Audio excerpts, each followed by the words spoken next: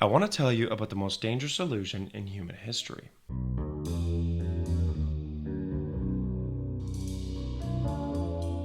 The history of unipolarity. The belief that power lasts forever. Every empire believes it's different, that it's found the secret to permanent dominance. And every generation of rulers thinks they've broken this cycle. The world historical process moves in waves. Chaos gives way to order when one power rises above others and defines the rules of civilization. These moments feel eternal while you're living through them. But here's what every empire learns too late. Forever is a myth. Today, I'll show you how this cycle has repeated throughout human civilization and why understanding it matters for where we're headed. Rome, when peace meant submission. For nearly 2 centuries, Rome held the known world in absolute control. They called it Pax Romana, Roman peace. But I've studied the historical record, and this was peace only in the way a graveyard is peaceful. Roman peace meant the silence of submission beneath legionary boots. They built magnificent infrastructure, roads that connected distant provinces, aqueducts that brought water to millions, and laws that governed a diverse range of people. But every road led to Rome. Every aqueduct served Roman interests, and every law enforced Roman will. I find the Roman consensus fascinating because it reveals the mechanics of imperial control. By 14 AD, the empire governed 45 million people across 3 continents. Roman citizenship became the ultimate prize. Legal protection, economic opportunity, and cultural status. Everyone wanted to be Roman. But its unipolarity bred the seeds of its own destruction. Corruption penetrated the nobility as easy wealth corrupted traditional Roman virtues. The army filled with Germanic mercenaries whose loyalty lasted only as long as their paychecks. Tacitus documented how Roman discipline gave way to luxury and decadence. The frontier walls collapsed because barbarian tribes learned Roman military tactics while maintaining their tribal cohesion. So when Rome's strength faltered, collapse came rapidly. By 476 AD, Germanic kings ruled the former imperial capital. In the 1800s, Britain achieved something Rome could only dream of: truly global dominance. The sun never set on the British Empire because they controlled a quarter of the world's land and population. From Canada to India to Australia, London managed the levers of power. Pax Britannica was built on industrial supremacy. British factories outproduced the world combined. British ships controlled every ocean, and British capital financed global development, all while British culture defined civilization itself. Adam Smith's economic theories and John Stuart Mill's political philosophy became universal truths. So, when we analyze British trade statistics from this period, we see that by 1870, Britain handled 25% of global trade despite having only 2% of world population, while the Royal Navy's 650 ships exceeded all other navies combined. London's financial markets determined global commodity prices, but industrial leadership created industrial competitors. Germany's steel production surpassed Britain's by 1900, and American manufacturing dwarfed British capacity by 1910. So the technologies that created British dominance spread to rivals who used them more efficiently. The finale was 2 world wars that revealed British power's fragility. Winston Churchill's memoirs detail how Britain bankrupted itself, preserving the empire. American Lend-Lease saved Britain, but it made it a junior partner. And Indian independence movements led by figures like Gandhi exploited British weakness during this wartime. By 1945, Britain ruled vast territories but lacked the strength to hold them. Decolonization happened rapidly because maintaining empire became prohibitively expensive. The apparatus Britain created, capitalism, global trade, and English-speaking institutions, survived, but under American management. The accidental empire. The inheritor of global leadership, almost by accident. While European powers exhausted themselves in this fratricidal war, America emerged with intact industry, a nuclear monopoly, and moral authority as democracy. The Bretton Woods system, established in 1944, made the dollar the world's reserve currency. Every nation needed dollars for international trade. So this gave America unprecedented financial power, the ability to print money and have the world accept it as value. So, now we have to study the declassified NSC documents from this period. American planners understood they were creating something historically unprecedented: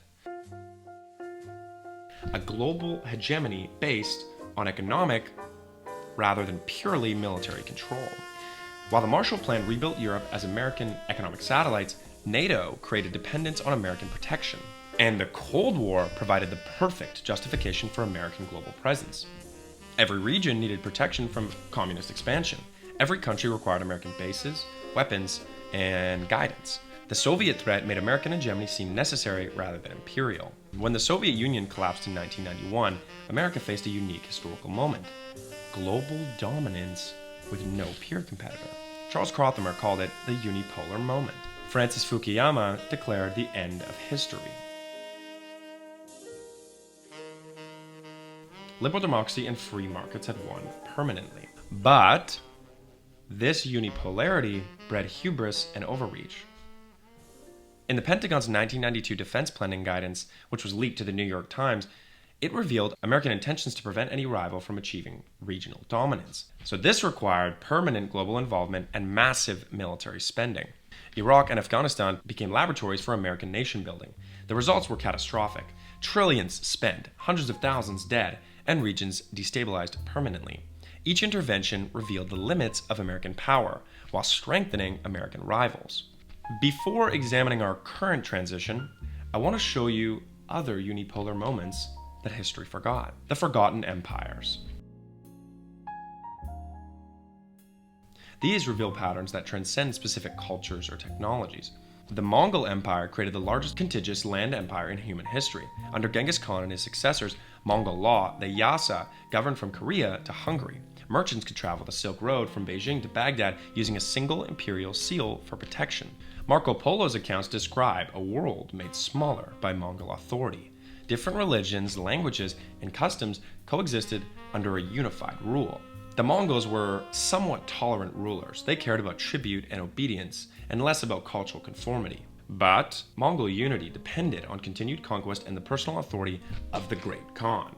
When expansion stopped and succession disputes began, the empire fragmented rapidly. By 1300, independent khanates fought each other while the Black Death devastated their populations. Now, between the 8th and 13th centuries, Islamic civilization achieved something remarkable: a golden age of scholarship and trade under unified Abbasid rule. The House of Wisdom in Baghdad preserved Greek philosophy, algebra, and created the most accurate maps of the known world at the time. Islamic law governed commerce from Spain to Central Asia. Al-Khwarizmi's mathematical innovations, Ibn Sina's medical texts, and Al-Razi's chemistry formed a foundation for some later European learning. So this was genuine intellectual hegemony backed by economic prosperity. But their unity collapsed through external pressure and internal division. The Crusader states disrupted Eastern Mediterranean trade. Mongol invasions destroyed libraries, and regional governors declared independence as central authority weakened. From 1453 to the early 1800s, Ottoman authority controlled the Eastern Mediterranean, the Balkans, and crucial land routes between Europe and Asia. The Ottomans mastered imperial governance through pragmatic tolerance. The millet system allowed religious communities self-governance. Sometimes, under Ottoman sovereignty, Christians, Jews, and Muslims coexisted under unified imperial law while maintaining their distinct identities. Of course, with issues. Again, Ottoman naval power controlled Mediterranean trade for centuries. European merchants paid Ottoman tariffs to access Asian goods. Venice and Genoa prospered as Ottoman partners rather than competitors. This was hegemony through economic interdependence. Their empire's decline began when maritime routes eliminated Ottoman geographic advantages. Portuguese and Dutch ships reached Asia directly, bypassing Ottoman-controlled land routes. Then the Industrial Revolution gave European powers overwhelming military superiority. By 1918, the sick man of Europe had collapsed completely. The Treaty of Sèvres carved up Ottoman territories under European victors. Before Britain's rise, Spain dominated the 16th century, Spain's brief golden age. Through American silver and European military supremacy, the Spanish Empire stretched from the Americas to the Philippines, financed by Potosi silver mines that produced half the world's silver. The Spanish infantry dominated European battlefields for over a century. The Tercio formation proved nearly invincible until military innovation made it obsolete. Spanish culture influenced European courts, and Spanish became the language of diplomacy, all while Spanish Catholic missions spread globally. But silver wealth created inflation that destroyed Spanish competitiveness. Price revolution made Spanish goods expensive, while Dutch and English became cheaper. And military overextension in multiple European wars drained resources faster than American mines could replenish them. The Spanish Armada's defeat in 1588 marked the beginning of Spanish decline. Elizabeth I's England proved that Spanish power could be challenged successfully. Every unipolar moment follows the same trajectory. Patterns of collapse. Initial success breeds expansion. Expansion requires resources. Resource extraction enables further expansion until costs exceed benefits. Then rivals emerge, internal contradictions mount, and collapse accelerates. So, we've identified 5 consistent factors in unipolar collapse.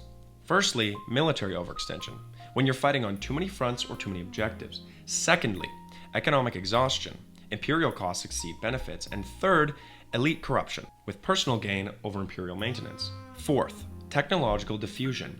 When you create innovations, you create dominance, but then that spreads to your competitors. And fifth, cultural decay. Imperial peoples losing the values and institutions that enabled their rise. These factors compound until sudden collapse appears inevitable in retrospect. We are witnessing something historically unprecedented. The transition from unipolarity to multipolarity in real time. The multipolar transition. The American empire currently exists all 5 factors. The military is overextending across the globe, unsustainable debt levels, widespread elite corruption, and technological competition with China, but more importantly, the cultural fragmentation of American society. China challenges American economic dominance through patient development and strategic partnerships, all while Russia resists American expansion through military deterrence and energy leverage. Look at the BRICS coalition, which now includes 11 nations representing 45% of global population, as well as 35% of global GDP. They're creating alternative institutions, development banks, payment systems, and trading arrangements.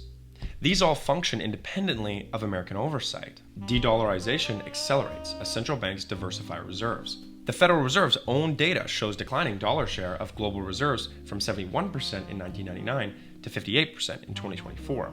Each percentage point represents billions in reduced American financial leverage. All this while regional powers assert independence from great power competition. Look at India. They're refusing to choose between America and China, trading with both while pursuing its own interests.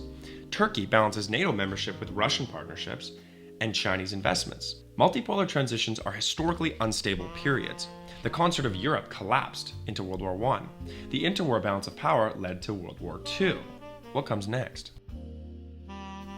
Great power competition produces miscalculation, alliance entanglement, and catastrophic escalation. But nuclear weapons change everything. The concept of mutually assured destruction makes direct power conflict potentially terminal. This forces competition into economic, technological, and cultural spheres, rather than purely military ones. Our emerging order resembles historical patterns with modern characteristics. Spheres of influence return as regional powers assert neighborhood dominance. China claims the South China Sea, Russia the former Soviets, and Iran the Shia Crescent. Civilization states are replacing nation states as organizing principles. China is promoting Confucian hierarchy, Russia champions orthodoxy, and India, Hindu civilization. The Islamic world seeks pan-Islamic unity. These aren't just political systems, they're complete worldviews, competing for adherence. For individuals, this transition creates both opportunities and necessities. The unipolar world offered simplicity, one system, one path, one definition of success. The multipolar world offers choices, but demands navigation skills. Different systems offer different opportunities. Chinese efficiency, European democracy. I advise people to develop multiple capabilities, language skills, cultural literacy, learn about different civilizations, and financially diversify across different systems. The future belongs to those who can operate across multiple frameworks, rather than those locked into single systems. So, it's pivotal we understand historical patterns because it helps predict future developments. Multipolar periods produce innovation through competition, but also instability through rivalry. Success requires adapting to complexity rather than yearning for simplicity. The wheel of history turns regardless of human wishes. Rome believed in eternal empire, until barbarians proved otherwise. Britain thought industrial supremacy was permanent, until Germany and America surpassed them. America assumed its unipolar dominance was the end of human development, but China and Russia are demonstrating alternatives. Make no mistake, we're living through another turn of this wheel. The question facing every nation, institution, and individual is how will you position yourself for the multipolar world that's already emerging? Will you cling to the fading unipolar order, or will you adapt? The game of power never ends. It just finds new players. The only question is whether you will understand the rules before they change again.